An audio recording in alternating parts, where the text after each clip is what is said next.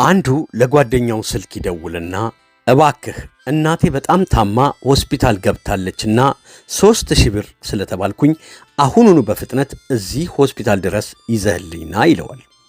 ጓደኛውም እሺ ግን 30 ደቂቃ ያህል ታገሰኝ አለው። እሺ ብሎ ሲጠብቀው 30 ደቂቃ ብሎም 1 ሰዓት አለፈው። ከዚያም ምን ነው ቆየ ብሎ ስልክ ሲደውልለት ስልኩ ጥሪ አይቀበልም ይላል። ደጋግሞ ቢሞክር ስልኩ ዝግ ነው። በዚህም በጣም ይናደድና እንደውም በቃቶ ያንተን ገንዘብ አልፈልግም ድሮም እኔ ጓደኛ አይወጣልኝም ብሎ ሜሴጅ ላከለት። ከጥቂት ደቂቃ በኋላ ጓደኛው ሆስፒታል መጣ።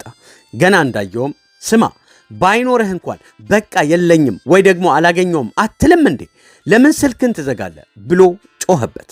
ጓደኛውም እንዲህ ሲል መለሰለት፣ ጓደኛዬ ስልኬን ዘግቼው አይደለም አጋጣሚ እጄ ላይ ብር አልነበረም።